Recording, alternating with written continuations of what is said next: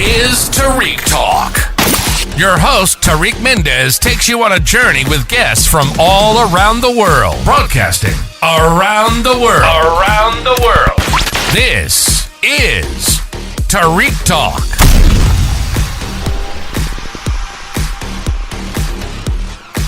All right, guys. Today we are here at Art on Paper Fair. I am with Fabien Detochi. Did I get that right? Yes, perfect. Bonjour. Bonjour. Do you want to tell us a little bit about yourself? Yes, thank you so much for this little interview. I'm really happy to be here in New York for the art fair.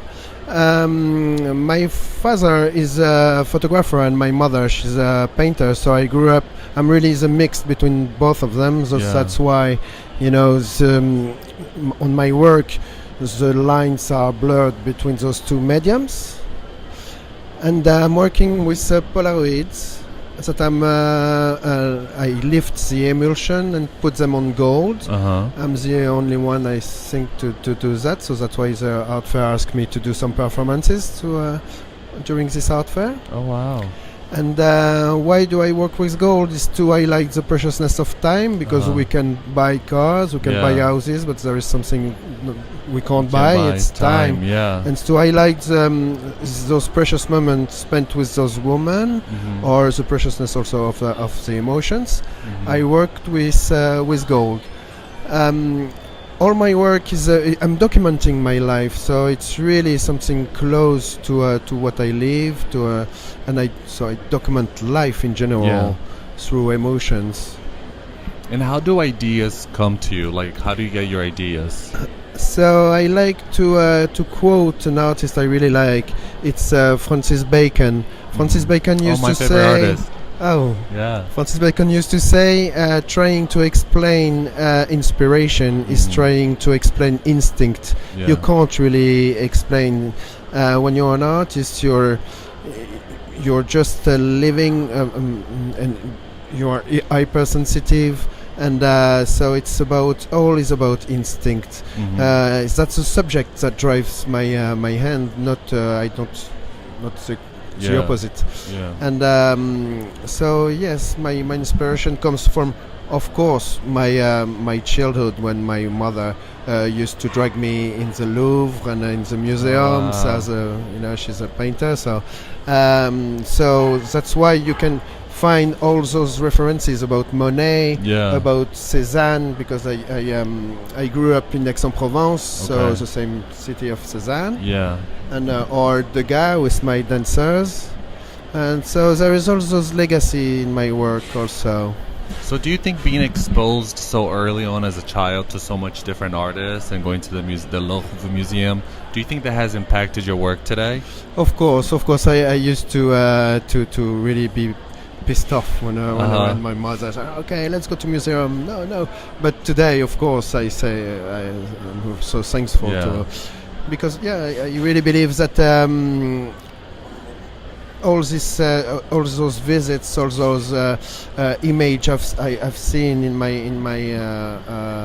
prime influenced me a lot. You can find it back in my work. So yes. And do you have a preference of day? Do you like to work in the nighttime as an artist, daytime, or whenever you get creative? I work most of the time 24/7. Okay, wow. No, it depends. It's the same. It's inspiration comes and it's precious. So when it comes, you have to follow it and to try not to lose it, because it's precious. And so I have. I'm always working.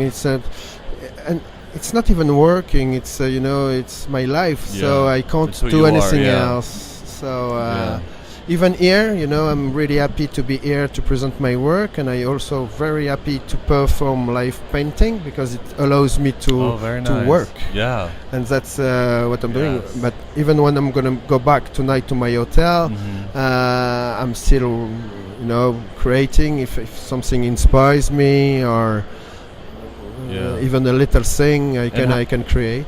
I like that. And how do you keep track of all your ideas? Do you write them down? Do you draw everything, like all of your ideas and inspirations? No, I just do it. Just do it. Yeah, so it's like very organic. I just take my acrylic and my gold leaf and everything, even my cameras, which is over there, and I can make a picture. And for example, yesterday I found this little coin on the street. Yes, that's the what penny. 1 dime. Yeah, it's 1 cent. Yeah. Okay, and so it was on the floor, sidewalk, and it's rusted. That's what I find poetic. It's kind of a good luck. Yes. In fact, and it's also.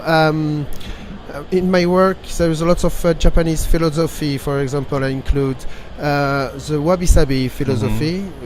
It's to find poetry in object worn by time, and into melancholia also, and to things that you usually don't look at. Yeah. And for this one, it's a still life of white flowers that I don't buy. I have to be very sensitive and very open to find them on the streets. Yeah. And then I take them back to my atelier and work on the still life. And that's poetry for me. Yeah. So it's the poetry, beautiful. Yeah. I mean, your work is truly amazing. You have to see in person.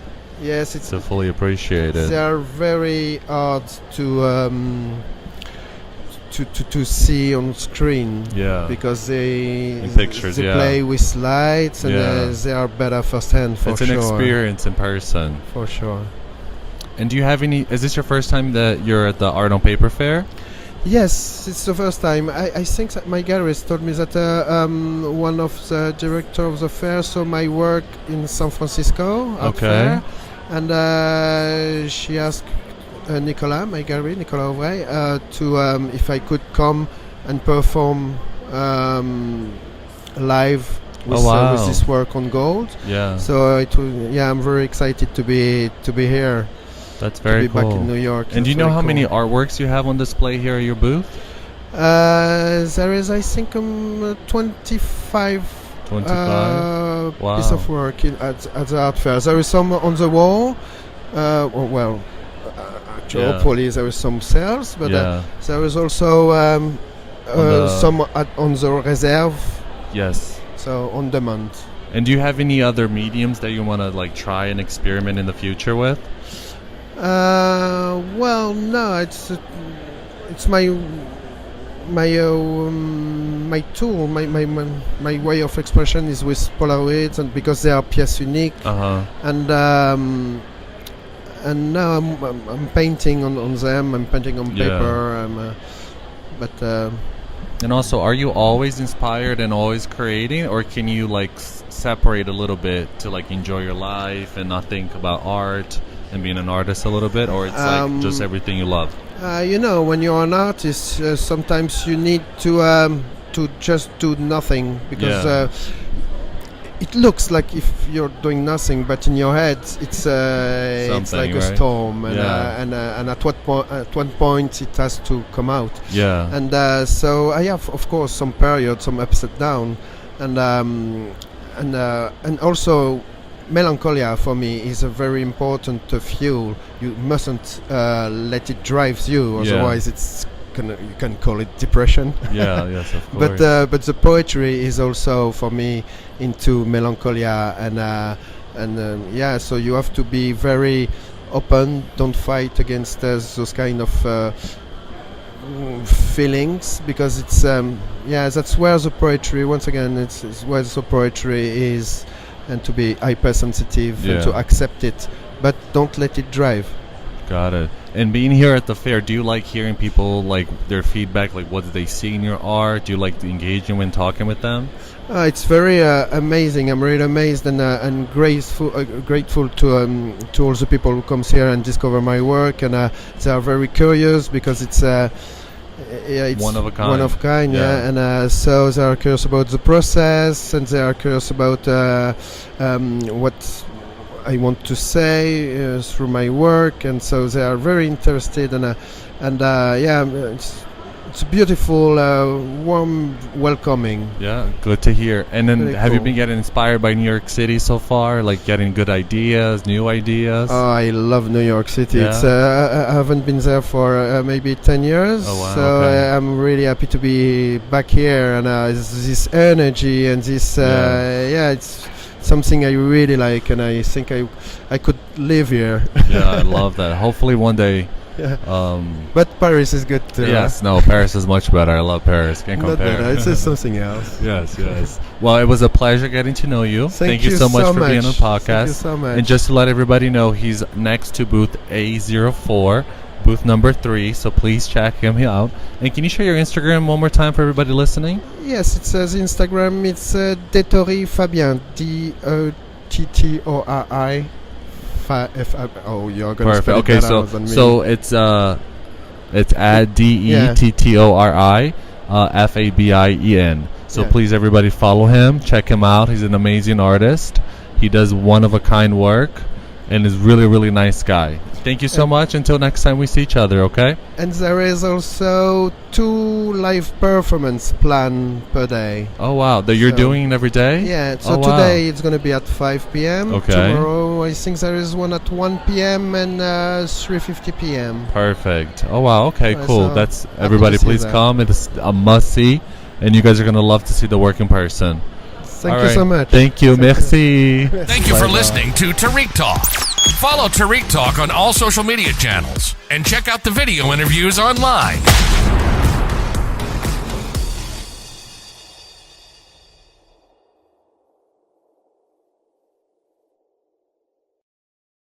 This is Tarik Talk. Your host, Tarik Mendes, takes you on a journey with guests from all around the world. Broadcasting around the world. Around the world. This is Tarik Talk.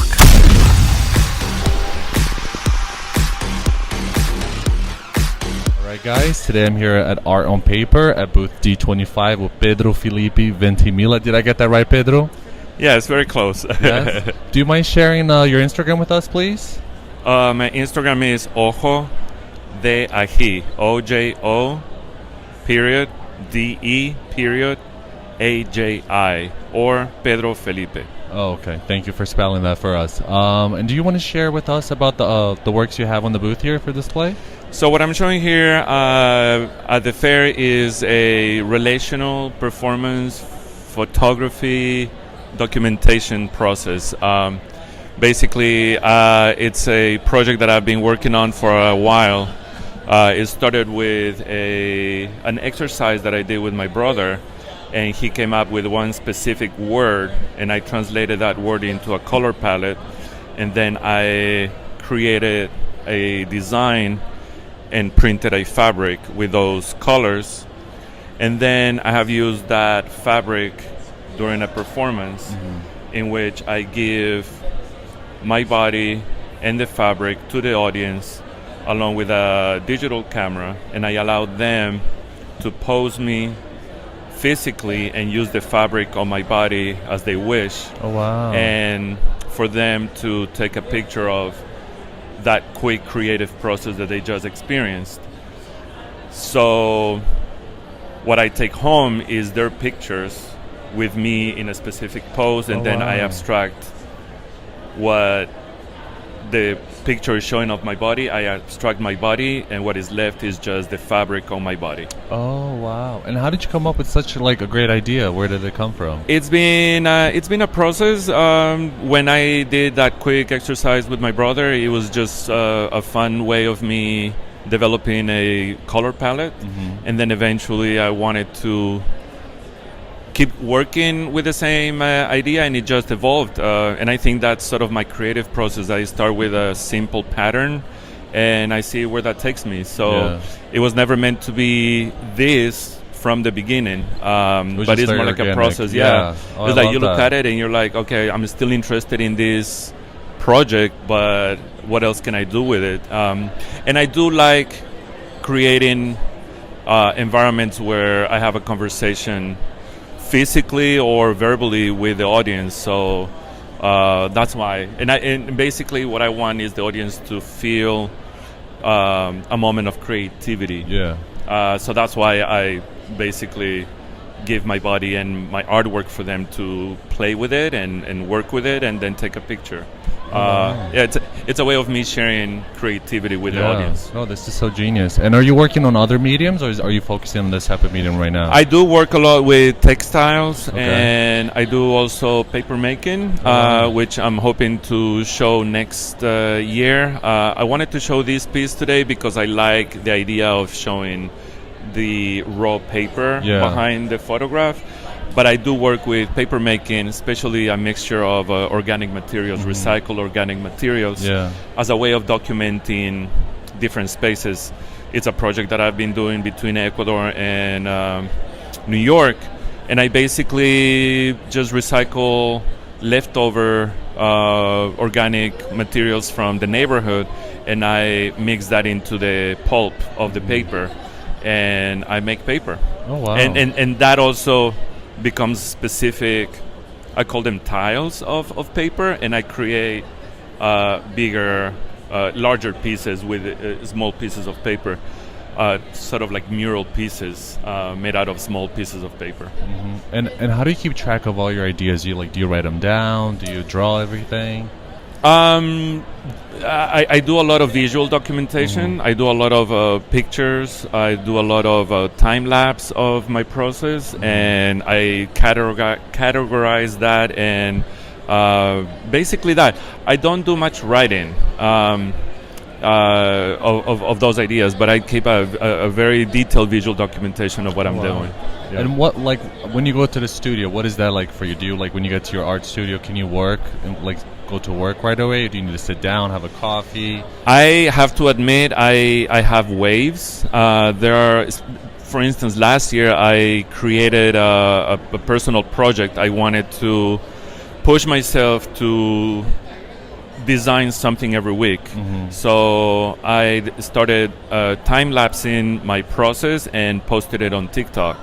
And the pressure of having something every week allowed me to really get into it. So it depends. But then after the 6 months of doing that every week, I needed to take a break. But my creative process is not only making, but I also like collaborating, and I'm an art educator. So whenever my physical process of making art gets a little exhausting, then I turn into projects, creative projects for organizations or other people. And do you have a time of the day to work? Do you prefer the morning, the nighttime, or are you pretty flexible? I guess, like a lot of people, you know, when I'm ready to work, I put on something on YouTube, a podcast or something, and I can sit there for hours. I would say I don't have a specific schedule. I have a specific projects that when I'm into it, I work overnight and I work during the day, but I don't have a specific schedule, I would say. And is this your first time at the Art on Paper Fair? Yes, it is my first time. It's been an incredible experience to work on something that is more on the commercial side, because I do like the personal projects that I work on. But this time has been more of how can I turn this into something that has the potential of being commercial, and I've enjoyed it. I was talking to my students, and I told them once the artwork is finished is one thing, and then the little details of having something ready to be given to somebody who's interested, the little postcard, the little wrapping of the artwork, the framing, so all that has been an incredible experience. Oh, wow. And do you like getting the feedback from people and the observers, or you kind of like to watch them afar, observe your work? If somebody stands in front of my piece for more than 30 seconds, then I approach them. Of course, I say hello, good morning, good afternoon. But if I see them looking at it and interested, then I get up and I give them a little more information. I give them a postcard and I talk to them. Yeah. And do you like hearing like what do they see in your work and what do they take away from it? I think it's been interesting for them to figure it out what it is. Yeah. I don't think they immediately know that it's me under the fabric or my body is under the fabric. So when I tell them what the process is, I think it becomes more clear of what it is, and I think that's a wonderful surprise for them as well. Yeah, no, it definitely was for me. I didn't really understand, but I loved the work. And then when you say that you're holding the fabric and then removing yourself from the picture, it's so fascinating. Thank you. Because you imagine the body there and the way, you know what I mean? It's like a whole process. So it's almost like you get two works in one work, because you see the before and after so differently. Yeah. And I see you have the fabric hanging on the wall. Is that the fabric that was used in the photo shoot? Yes, that's the same fabric that I've been using for years, and of course it's been through a lot in the performances, so it's not as bright as it was at the beginning, and I love that. I kind of feel like it's like a safety blanket. Yeah. And actually the whole series is called Dream. Oh wow. Okay. And Somnium, which is in Latin. So there's a whole series of works that I started doing with the idea of dreams. So that specific fabric in my own color alphabet palette means dream. So that also adds to it the idea of having a dream, going for your dreams, living your dream, hoping for a dream. Yeah, that's very nice. And do you have any mediums or works that you want to tackle for the future? I definitely want to start thinking about. I mean, I would love to work with wallpaper. I would love to work with. That's where I'm going. I probably something like that. Something that is different and new, right? Yeah. I kind of have this idea of decorating a whole environment with my designs. Oh, I love that. And I'm sure you're going to be able to. Thank you. It was a pleasure having you on the podcast. Thank you so much for participating. Can you share your Instagram again with us, please? Okay, it's Ojo de Ají. OJODEAJI. Perfect. And Pedro is in booth D25, guys, so please check him out. It's pretty amazing work. Thank you. And stand in front of the work and admire like I did, and talk to him. He's here to engage with you guys and enjoy the fair, okay? Thanks again, Pedro. Come visit Thank us. you for listening to Tarik Talk. Follow Tarik Talk on all social media channels and check out the video interviews online.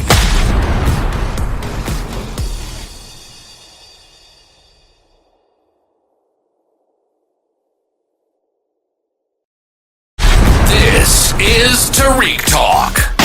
Your host, Tarik Mendes, takes you on a journey with guests from all around the world. Broadcasting around the world. Around the world.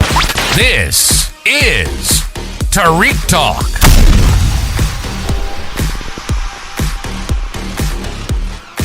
All right, guys. Today I'm here with Moses Ross. Moses, how are you today? Good, thank you. Guys coming by? Yes, we are in booth D25 at Art on Paper Fair. Do you want to share with us your Instagram, please? It's Moses_Ross. That's with one S. Okay, R-O-S. Perfect. All right, so do you want to tell me a little bit about the work that you have on display here at the booth? Yeah, but before I do that, I want to talk about Arte Latam. Of course, yeah. The collective, it's a group of artists from Latin America who are living and working in New York and exhibiting their work here. So we came together as a force so that we can represent the Latinos that are working from Latin America and the Caribbean here in New York City. Oh, that's amazing. Yeah. And how long has Arte Latam? How do you pronounce it? Arte Latam. Arte de Latam. How long has it been around? Arte Latam. The collective is about maybe 6 years now. Oh, wow, okay. Yeah. But we've been exhibiting together, we were here last year at the Art on Paper, and we've also made a print portfolio together. Nice. And so we're doing collaborative efforts, whether it be artwork or exhibiting. And how many artists is in this booth currently? But right now there's 7. 7? Okay. And they're all Latinos? All Latinos, oh, wow. from different countries, yeah. Love that. So now let's go back to your work. Your work is so colorful. Thank you. I have no idea how you create this because it looks so complex. So please share with us a little bit. Okay. Well, I'll tell you, since this is people have to visualize this. It's work that's on paper. It's printed, but then it's cut and then assembled into a 3-dimensional form. So as you can imagine, a head that has maybe braids on it or hair, and then on an animal body, meaning a 4-legged animal, representing our labor, our work, and from that comes freedom, which is represented by wings.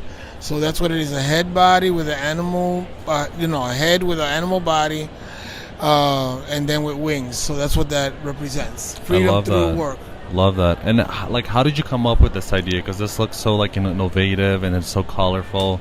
Well, because I'm an architect by trade, and also so I make sculptures, public sculptures and things like that. But I also am a printmaker. So in this work, what I've done is I've combined the two, printmaking and sculpture. So my intent is to bring the 2-dimensional plane into a 3-dimensional realm. So that's what the artistic idea behind this. And I came through this. So like at the Metropolitan Museum of Art, they have the Assyrian sculptures there, the guardians of the city and all that. So that inspired me to come up with this idea, but in a more accessible, not so heavy in stone, but in paper, something light. And then what happens is, once I make these, these are connected to the base, so you get to see the 2-dimensional plane, the 3-dimensional plane, but then they wanted to fly, and that's where I made the mobiles. Wow. Yeah, the mobiles are the same figures that are hanging from a rod. So there's 2, so there's balance. So then you can see here the breeze is moving them around, and the colors of this are forensic. Forensic? No, not forensic. Fluorescent. Fluorescent. Yeah. Sorry about that. Forgive us. That word is difficult for all Latinos. I'm just tired here. I know. But, I can imagine. But it's all good. But the colors are like bright orange and yellow. And how did you choose those colors? Well, those colors came because after the pandemic, which was a very dark time in our history, So I wanted to bring something that was uplifting and joyful to the world. So that's why I came up with those colors. So there's also yellow and there's red and green, all kinds of colors, light blue, to really bring up the spirit, to lift the spirit. And how does your creation process work? Where do ideas come to you? My creative process, well, as you do your work, right? You develop something, and then you develop something, and then you get another idea from that, and you just sort of build on your past idea. So originally it was just flat prints. Yeah. But then eventually, from what I was drawing, the figures and things, they wanted to sort of break out of the flat plane of the paper into the real 3-dimensional world. Yeah. So that's how just sort of seeing my work and then taking it to the next step as I go along, and just developing it and to where it wants to go. And are you doing this by freehand, or you have to draw and create a plan, or is it a very organic process? Well, no, I make drawings. Yeah, absolutely. I do a lot of drawings to develop different ideas and see which one works the best. So the drawings are very important. I mean, that's the basis of art, is the drawing. Yeah. And then so that tells you okay, well, this doesn't work, so I can change it or add to it or take away and develop the sort of the plan of what it is, and then into the final product of what it is. And how do you keep track of your ideas and inspiration? Do you have a little journal that you sketch ideas, or your notes app? I got tons of journals where I write down ideas and things. Yes, absolutely. Sometimes it's drawing, sometimes it's words, or a combination of the two. Just as the ideas come to me, I write them down. Oh, wow. And then in your art studio, when you get in your art studio, how soon are you able to create? Do you need to sit down, have a coffee, read the newspaper, or can you sit down and get to work right away? How is that process for you? kind of both. So like, let's say if I'm going in there and you know, I'm gonna come up with something new, then I'll just sort of, you know, sit and sort of think about different things, you know, in my mind before I get started. Or if I have a project that's already, you know, ready to go, then I'll just start working on it and just work it through until it's completed. Yeah. Gotcha. So, and then do you have any mediums that you want to tackle in the future? Like. Well, yeah, well, I mean, I would like to, like, these are paper, right? But which is very ephemeral. But I want to do more permanent sculpture, which I've done. And I've done stuff for the MTA and for the Department of Cultural Affairs, you know, so a lot of work is that I've done. But I would like to return because I've kind of, you know, stepped back a little bit from that, you know, during the pandemic and everything. But I would like to get back into that. I mean, like, for instance, I'm working on a work for a homage to, or memorial, I should say, to James Baldwin, the American writer and civil rights activist. So that's going to be in the Bronx coming up. Actually, this month, the 21st, up by. He went to Dewey Clinton High School in the Bronx, so it's going to be there. So that's coming up soon, and so just sort of build up on that. You know, I mean, to me, it's as you got to build up and just you know, keep on building up until, you know, you just got to keep on going with that. Love that. You know, looking at your work, I think like my first idea, I mean, the first like visual I had was like seeing this like in a Central Park, like a big large sculpture. I think would be so cool. You hear that up there? yes. Because it could be like one of those like interactive you can like climb on and touch or like be part of a playground. Yeah, absolutely. It looks really cool. It's definitely like it has so much colors and it's happy. Right. I mean, I want my work to be joyful and playful, because I want that's what I want people to feel from what I do. I want them to make them happy. Because, you know, that's important. We have to be happy. I mean, you know, we work hard, so we should, you know, be, you know, enjoying life as well, you know? And are you an artist that you like to hear people's input and like what do they see in your work, or do you just like to admire them, like admiring your work from afar? No, I enjoy people's perspective. Because sometimes people see things that I never thought of. You know, oh, really? That's interesting. You know, so it's definitely good to get feedback from the public. And like before, there was some people looking at it, and it was like multi-generational. There was, you know, like a grandmother and the mother and the young daughter, and they're all admiring it. So it reaches everyone. So that was beautiful. That's so cool. Well, Moses, it was a pleasure meeting you. Thank you for being on the podcast. Can you share your Instagram for those listening again, please? Oh, okay. It's Moses _ Ross, ROS 1S. 1S, got it. Okay. And we are in booth D25, guys, so please check them out. A bunch of talented artists, designers, photographers, everything here for the Latino community.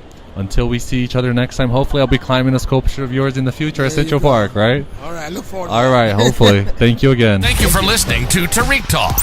Follow Tarik Talk on all social media channels and check out the video interviews online.